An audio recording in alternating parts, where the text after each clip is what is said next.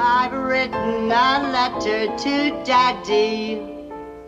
His address is heaven above. Greetings from Castle Goring from Mickey, Aurora, and from me.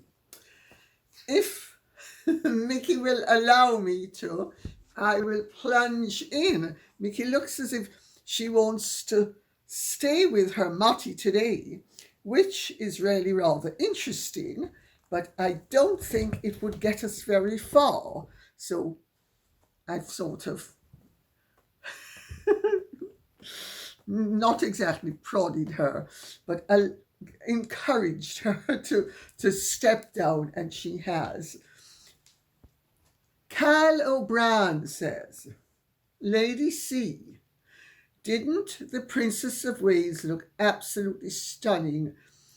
And above that, the picture of professionalism in that pantsuit she wore on Tuesday to present the Queen Elizabeth II Award for British Design.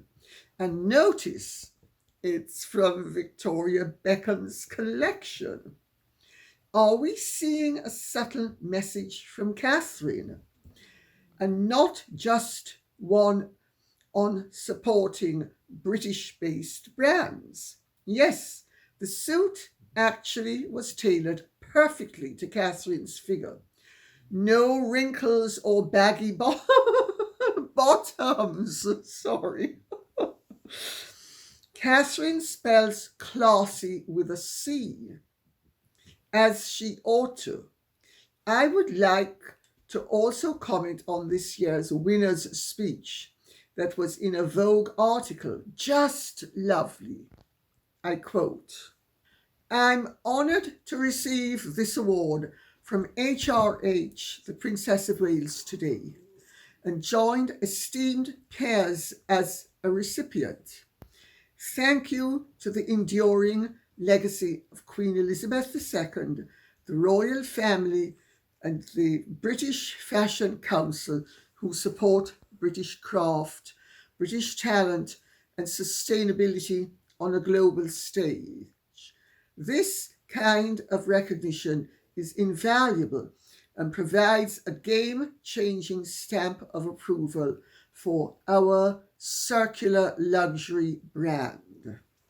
Well, I will make the point, which is indicated in the speech, and the mere fact that the award is named after Queen Elizabeth II. She was a great stylist. She wasn't a great fashionista, but she had her own style and she adhered to it. So did her mother. Oh, not always in the greatest of taste, the mother, but certainly stylish. The Duchess of Windsor was stylish and a fashionista, but Queen Elizabeth II wasn't. Princess Margaret, her sister, was far more of a fashionista than Queen Elizabeth II was. But she absolutely was a style icon. When she walked into a room, you knew that she was there not only because of her presence and her tremendous charisma, but because she dressed the part and she lived the part. She was very traditional, and she was always a lady. But when she was young and had a good figure, she, rather like her mother and her sister, had a magnificent embonpoint, which she never, ever exposed. But in some of those early Hartnell and Hardy Amy's dresses, my goodness, you could see why she and Prince Philip had a passionate and torrid time. Now, Catherine looked great. Catherine always looks great. Catherine sometimes is on the cutting edge, for instance, in that gold cape dress. But by and large, she is traditionally conservative, but so stunning. You can be absolutely stunning without being cutting edge and without pushing the envelope to such an extent that the contents of the letter spill out into the gutter. And we're not going to mention any names. Catherine looked as wonderful as ever, and yes, she had on a Victoria Beckham trouser suit. Victoria Beckham's clothes are, and I said it before and I'm going to say it again, very Perry Ellis for Anne Klein, which was a particular label, because there was Anne Klein and Perry Ellis also designed for the Anne Klein label. And both Perry Ellis and Anne Klein designed classically durable, really, and very wearable and very practical and very ladylike clothes. Very simple lines, etc. And Victoria Beckham does the same thing. She is a very competent designer. She's not a great designer because she doesn't have the spark of originality. But what she has is wearable, durable, well-fitting clothes in nice fabrics. Really, I'm not decrying her and I'm not trying to minimize her talent. To be grade 2 is much better than being grade Z.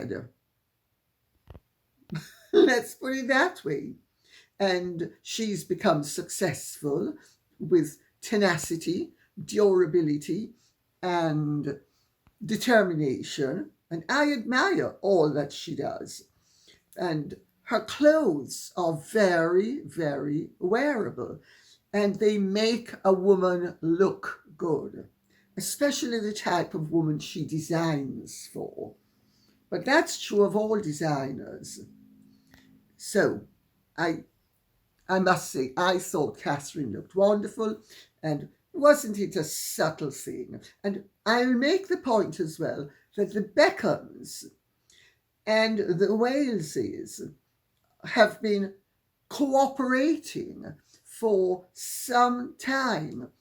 David and Prince William have been cooperating in terms of projects, and just goes to show, doesn't it? Water seeks its own level.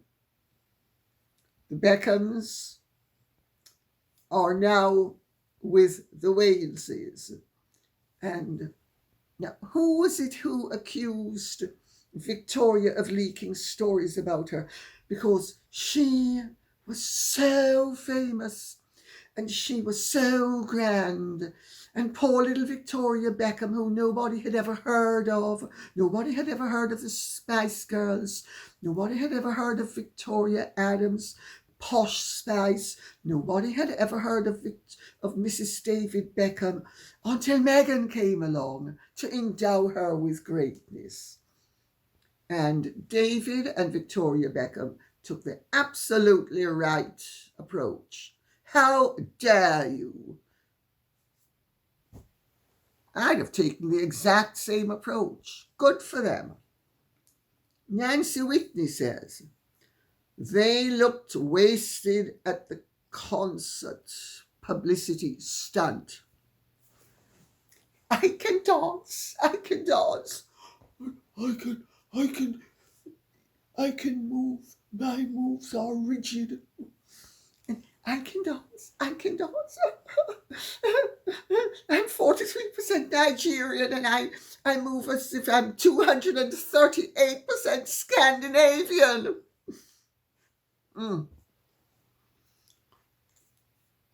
they did look wasted, didn't they? And were they wasted? Well, I think they're wastes of space. Let's put it like that. But were they wasted? Who knows? Who knows? Oh, my nose is just sort of itching at the moment. But, oh, it's because I'm speaking about Harry and Meghan. You notice they're always touching their noses. Always. And sometimes she tries to avoid letting it be obvious, so she sort of goes there but manages to get the swipe in. I wonder why. Why do you think that is? Do you know? Because I, of course, don't. I'm so naive. Carolyn R. Jackson says, Lady C, have you ever noticed that Meghan has a simian line on her palms? I did a bit of cursory research and discovered that apparently simian lines are associated with fetal alcohol syndrome. It also makes me think of what Samantha Markle said about Doria and her friends always drinking in the house. Well, yes, Samantha has confirmed that Doria was knocking back the booze even while pregnant with Meghan. Now, I'm afraid I'm no expert on palms. And no, I had not noticed that she has a simian line. I didn't even know what a simian line was until I read the question and then looked into the subject. And there are all sorts of indications in terms of palmistry about what a simian line represents, including the fact that women with simian lines always have over-intense and not very good relationships with the opposite sex. But in medical terms, physiologically, which I think to me is far more interesting than the palmistry and the esoteric aspects of the case, simian lines they are indicative, let me put it that way, they are indicative of certain serious disorders physically. In much the same way that Down syndrome babies have a very mongoloid cast to their faces, simian lines have a variety of indications, let's put it that way. One of them is Archie's syndrome, which is a genetic disorder linked to altered height, muscles, and skeleton. There's Cohen syndrome, a genetic disorder linked to diminished muscle mass. Now, who has really Margot leg and foot them? I ask that question for what it's worth. There's Turner syndrome, which is a genetic condition in which a female does not have a pair of X chromosomes. There's Klinefelter syndrome, another genetic condition in which a male has an extra X chromosome. There is another thing. There is Cree-Duchamp syndrome, another genetic condition in which chromosome 5 is missing.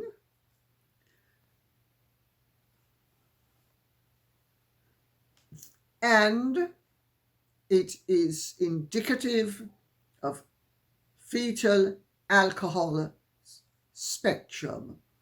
interference from the mother imbibing alcohol while pregnant with the child. There really does look as if the signs that Meghan might have been born with certain,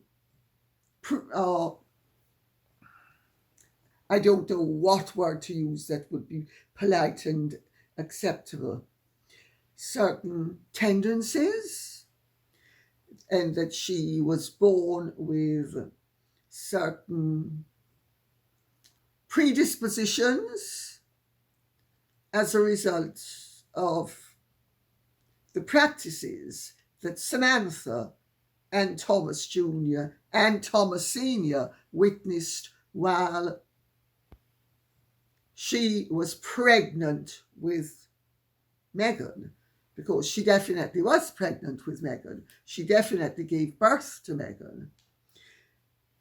Really interesting. It begins to explain a lot, and it also begins to make us realize that we can't excuse and we can't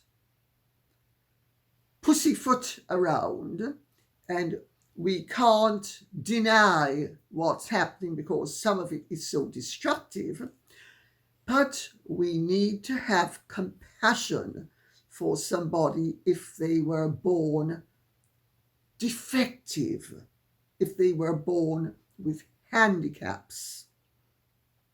I speak as someone who was born with a handicap. I was born with defects.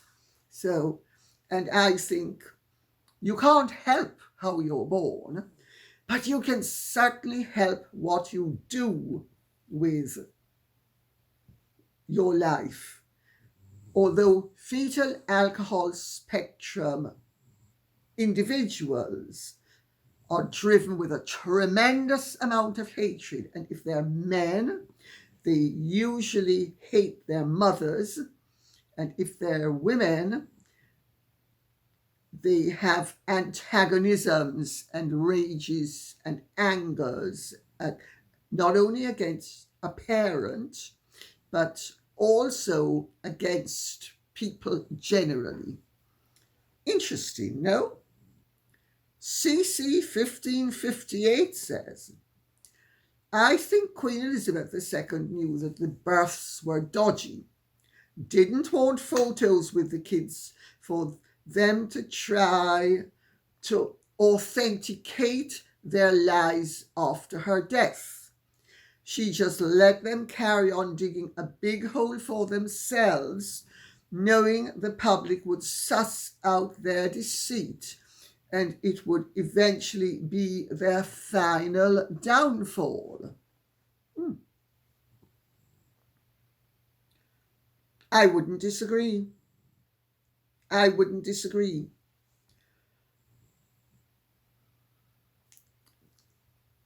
The red flags were raised at the time of the children of Archie's birth. The lies that Meghan and Harry deliberately fed to the press office at the palace, who made an untrue announcement in the belief that they were making an accurate announcement, stating that Meghan had gone into labour when the baby had already been born. And then the birth announcement uniquely was made at Buckingham Palace in the forecourt, the only one that's ever been made that was not signed off by any doctors. And then there was the amendment to the birth certificate. I think it was 11 days after Archie's birth, where Meghan's unique identifying features of her Christian names were removed from Archie's birth certificate. That clearly was the point at which red flags were raised. And I'll tell you how it works. The observations are made at a lower level, and they're fed up the chain of command till they reach the principal. Queen Elizabeth II insisted on being well informed at all times about all things. She used to, for instance, love gossip about the staff to know what was going on. She also loved gossip about her wider circle of friends and connections. She loved being informed. And I'll tell you, my brother once said, because his best friend when we were growing up he had no interest in gossip. And Mickey once said, Michael has no interest in gossip because Michael is so self-centered. He only has an interest in himself. And I thought, that's interesting. And I have noticed time and again throughout my life that what Mickey said was absolutely spot on. People who have no interest in gossip have no interest in other people. And also, people who never gossip, and I'm not saying being malicious and using the word gossip in its proper meaning, not malice, but chatting about and taking an interest in the activities of other people. People who have no interest in gossip have no interest in humanity, and people who only speak about themselves and never speak about anybody else and never gossip about anybody else, it's a sign of not only total self-centeredness, but very Machiavellian. Not always, but very often.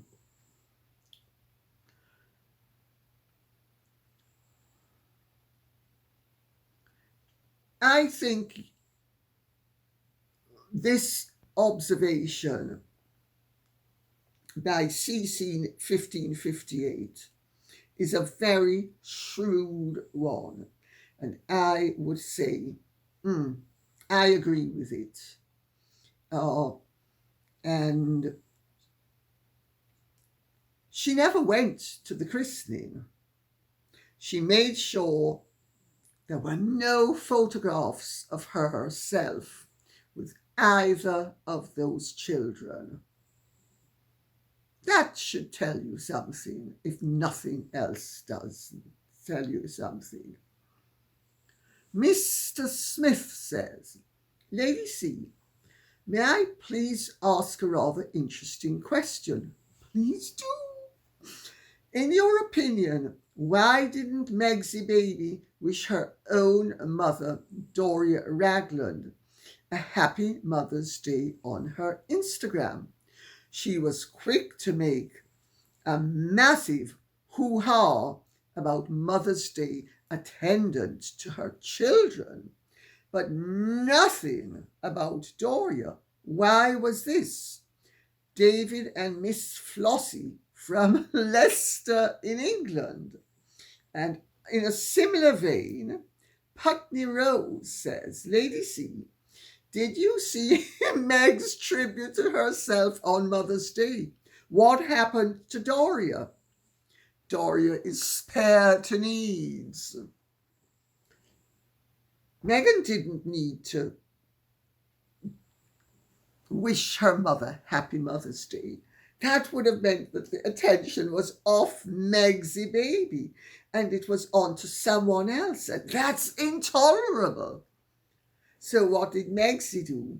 She got herself to wish herself a happy Mother's Day on behalf of the children, making the point that she adores them as much as they adore her, which is plenty, plenty, plenty, plenty, plenty. Oh. The modesty is enough to shame Norma Desmond, just beyond belief. Doria, spare to needs. Spare to needs. Doria's lucky that she hasn't joined Daddy. Remember, and she wrote a letter to Daddy. I just wrote a letter to Daddy. That stupid old woman, Queen Elizabeth. No, sorry. That stupid old woman, H's grandmother, told me that I should write a letter to Daddy and make up to Daddy. They actually wanted me to go to Daddy. I mean, can you believe it? I mean, these people are so dumb. They're so naive. And that Charles, I mean, my husband's father. And you notice, I never say the Queen or King Charles, never say any of that. No, it's my husband's grandmother, or my father-in-law, or my husband's father. I mean, why would I endow them with any respect? Sorry, that my mouth slipped again. Why would I endow them with their rank? Because that would show that I care about royalty. It would also show that I had respect for them and that I had an awareness of something beyond my reconstructed nose. Sorry. Did I say that? I didn't really mean that. Of course, my nose is totally natural, as are my teeth, my barracuda teeth.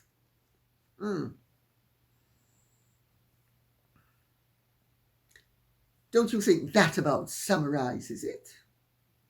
Sid K says, Dear Lady C, I have heard that Diana weaponized and manipulated the boys to cause Charles great discomfort and hurt, and that Harry was caught in those circumstances with so much instability, emotional manipulation, and drama in the environment of his early childhood, up to the age of 12, well, certainly the age of 11. Do you think it's possible that Meghan's behaviour hooks into those familial behaviours, harkening back to his upbringing with Diana? Could that be part of his addiction to her, that in some way her, must be Meghan's, behaviours reflect his childhood normal? Sid K, that's an extremely shrewd observation and question. Extremely shrewd. I recount in The Real Diana how Diana used to use those children to score points against Charles. And in fact, the separation came about when he finally snapped, when she kept the children at Highgrove instead of sending them to Sandringham for a shooting weekend. If I remember correctly, I mean, I wrote the book nearly 30 years ago, but I think that's correct. And she used to use the children, and she played everybody, Peter off against Paul always. She did it with her friends, she did it with her family, she did it with Charles, she did it with the children.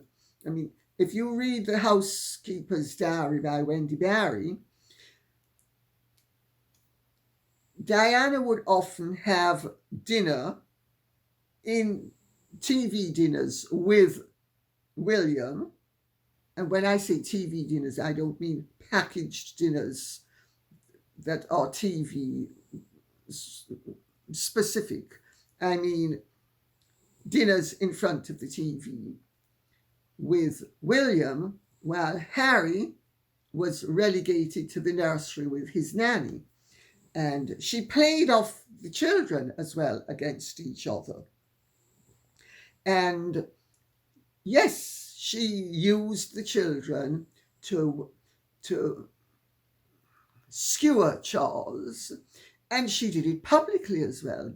She would make the point that Charles was a negligent father, Charles was not an affectionate father, while she was so affectionate. And she'd make sure that this got into the newspapers. So Harry has, and I have often said it, Harry has married all the bad traits of his mother without any of the redeeming virtues, because Diana did genuinely have redeeming virtues. And I've said it time and again, I do not think Diana was narcissistic. I spoke to doctors about Diana, and they were of the opinion that she was suffering from borderline personality disorder, which is a terrible thing to suffer from. You suffer as much as everybody else whom you make suffer. But it doesn't alter the fact the name of that game is suffering. And Harry is comfortable with that. He's comfortable with the drama. He's also comfortable with the rage that goes along with the drama. And he whips up himself into rages so that he can turn mundane events into dramas and a drama into a crisis. It's actually a way of keeping yourself engaged when usually you have personality and problems and emotional issues, to be polite about it all. I thought that's a very good observation. Thank you for it. Blue Sky Eyes says, surely it is in Meghan and Harry's best interests to remove any doubts about their own children's legitimacy to be in the line of succession. Oh, absolutely. And I will continue to read the question. This is the biggest red flag, which indicates they can't. Well, that's certainly one of the messages that anybody with a brain would have to arrive at. And it is the most obvious message that anybody would arrive at. If they about the welfare of their children, they would not want the status of their children to be questioned, especially when Harry has confirmed that he found the questions about his paternity to be particularly distressing. So what he found distressing, he is condemning his children to. Now, where's the logic there? As you said, maybe because they can't. That is the most obvious conclusion to come to. But there are other conclusions that one can come to, and that one needs to bear in mind until such time as the matter is officially cleared up. And the alternatives are that Meghan has created, and Harry has gone along with this,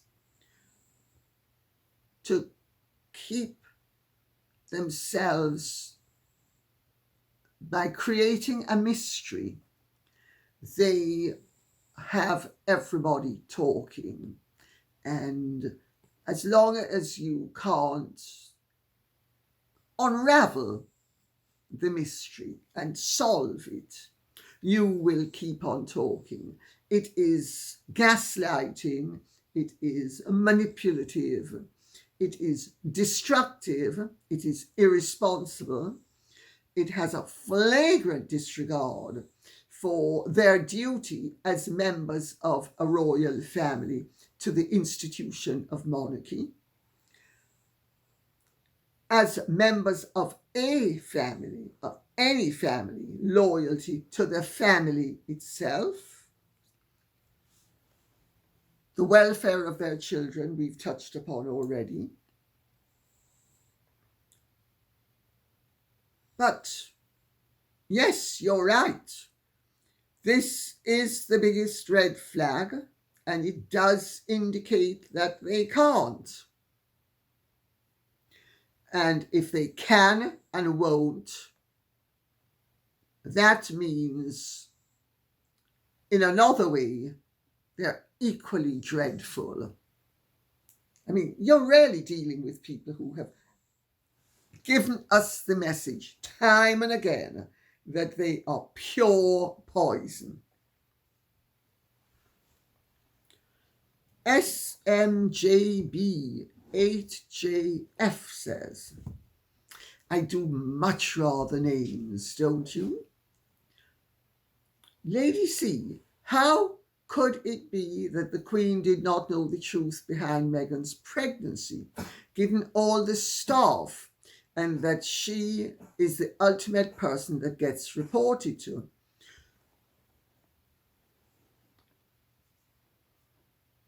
Well, the Queen would have had to have been sick to think that Meghan and Harry would have falsified a pregnancy. She would have had to have been totally sick. Anybody who would see a couple of childbearing age and see a woman swollen with child would have to be mad to think that they were falsifying a pregnancy. I mean, what basis would you have for thinking that? I don't think that people realise that the royals don't interconnect on a personal level that much. Each of them has their office and their private secretaries communicate with each other and tell their principals what the other side wants. It's not like ordinary suburban living. That's the first thing. The second thing is that the royals are, by and large, brought up, as Meghan made the point, what you see in public is what you get in private. They have, like most people who are properly brought up, they have a degree of integrity and they know boundaries and respect spaces. And Meghan also, her body language was always very self-protective. So, and one doesn't simply go around feeling pregnant women's bellies. I'm sorry, it just doesn't happen. Not in a world where there are no displays of affection publicly, and certainly no invasion of people's personal space. It would be just such poor form. And also, Meghan was always having her hands protectively shielding her bump so that you weren't ever going to be able to touch the belly because you were going to get the hands running interference. So there was that as well. So I'm not saying, incidentally, and I need to make this point for legal reasons, I'm not saying that she was not pregnant, and I'm not saying that she faked any pregnancy. I need to make that point for legal reasons. However, certainly by the time Archie was born, and it was only when Archie was born that the red flags actually were raised to any extent for, and up until then, and the Queen would not have had any reason to suspect that there were any irregularities. The public on the internet and people who had been at Birkenhead, including journalists to whom I have spoken, they were aware, but at a more senior level, no. And everybody thought, as did I when the whole thing started, oh, it's just the crazies on the internet. That's everybody who was not as well informed as the Queen would have been informed. But by then, Archie had a valid birth certificate proving his legitimacy. And let's remember that when Lili was born, the palace took some considerable length of time to include her in the line of succession. Also, when she was, I can't remember if it was when she was born, I think it was, yes, it was when she was born, that the palace wording of the birth announcement indicated that the child was born of surrogacy. And of course, the day of Archie's official birthday, there was something put up on the Kensington Palace website, which seems to have been hacked. Notice how I'm putting this. To the effect that Meghan had received the assistance of a surrogate in the production of the child. But most people, when all of this started, and I include myself in that number, it was so inconceivable that anything of such a bizarre nature could be worthy of any credibility whatsoever, that I, and as with everybody else that I know of, discounted it, with one or two notable exceptions. And remember, Archie and Lili, they were put in the line of succession because their birth certificates indicated that they were born of Meghan's body and born by her during their gestational period, which forces the family to put them in the line of succession. And let's also remember that nobody at Buckingham Palace ever announced that they were prince and princess. Archie and Lili were princified by Meghan and Harry. However, the fact that they were in the line of succession meant that they had the entitlement, as does the son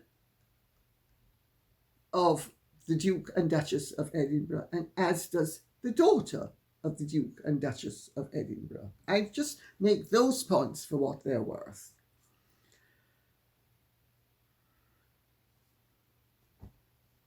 Exactly when the Queen was informed and what she was informed of, I am not privy to that degree of information. But I am sufficiently alight to the general picture to say that she would have been given information long before the likes of me ever alighted upon any questions that I would then have thought, hang on a second, there might be more to this than meets the eye. And again, for legal reasons, I make the point, I'm not accusing Meghan and Harry of anything. I'm simply addressing the irregularities that have arisen as a result of their behaviour, which have led, those irregularities have led people to ask questions, and indeed for questions to have been directed to the palace, because this evidently is the most addressed subject by the public to the palace. I hope that answers the question.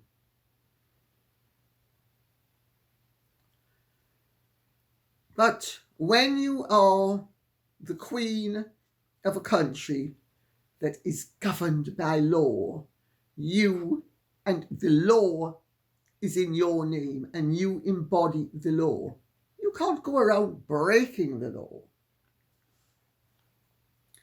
I think it's called having your hands tied. The watery tartan, or would it be tartar? FL says, I'm afraid tartar is French, so I don't know if it's tartar or tartan, but so bear with me and I'll read out the question. Hi, Lady C. Good morning. Good afternoon.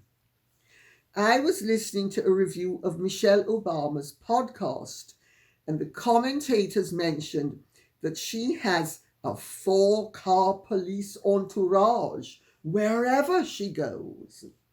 Doesn't that sound familiar, Aurora? You're blocking my view. Do you suppose the answer to Harry's insane security fight could actually be driven by Meghan's arrogance and her desire to emulate Michelle Obama? P.S. Meghan's podcast ratings certainly seem to be emulating Michelle's, LOL. Lots of love to you and the pups, and sincere thanks for a daily dose of sane news. And as you can see, Aurora is sending love to you, and Aurora is going to give me kisses if I'm not careful. Yes, baby girl, Mutty loves you too. Mwah. Yes. Michelle Obama, I have to say, seems to have gone off the rails as well. I mean, it's interesting to see how her podcast has failed, really, and what a bore she's become, and how she has squandered such dignity as she possessed. I mean, I just can't believe that this woman who had such, in many quarters, such a fine reputation, has just thrown it to the winds. But she, of course, is a former First Lady, and she does have Secret Service for the rest of her life. And one of my nephews by marriage was a Secret Service agent. He used to guard Clinton. He used to guard Biden, etc. So I don't want to say more than that. And, you know, Meg's baby is very competitive and she's status obsessed. And I would imagine if Michelle Obama, another proud, confident woman of colour, but not a star of Suits, but I think Michelle was a real lawyer, while Meg's baby was only an ersatz paralegal who couldn't pass her bar exams. But Rachel Zane knew about slapping him again. And Michelle seems to have taken the leaf out of Rachel Zane's book, because she seems to be all fired up with all sorts of dissatisfactions as well. I mean, isn't it pathetic when people have everything to be grateful for and moan and groan about how disadvantaged they are? I find it so offensive. I used to say to my mother, "Oh, don't can it. You're lucky that you weren't born a peasant in Somalia. You know, be grateful for the tremendous advantages that you have had." Not a chance where Michelle Obama seems to be concerned, and not a chance where Meg's baby is concerned. And clearly, yeah, if Michelle has the 4 convoys, well, Meg's baby needs, but I'm amazed actually that Meg's baby only has 4. I mean, I would have thought she's, after all, remember, she's real royalty. She's not like Michelle Obama, who was just a first lady, twice over, but still just a first lady. I mean, Meg's baby is a duchess, a royal duchess, a royal highness. Oh, sorry, I forgot she's not allowed to use it, but she still does. But so I'm amazed she doesn't have a 5-car convoy. I think maybe she should, in fact, cease being as modest as that and have a 6-car convoy. Of course, where they're going to get the money from is something else again, because I don't think the Ted Sarandos magic is going to be working much longer. And on that note, I'll say thank you very much for listening. I hope this has been of some interest to you. If it has, please keep the questions and comments coming in so I will know what you would like us to be speaking about. Okay? Thank you so much. Take good care and Godspeed. And if you have truly enjoyed this, would you care to like, share, subscribe, press the notification bell, and a bientôt. Bye-bye.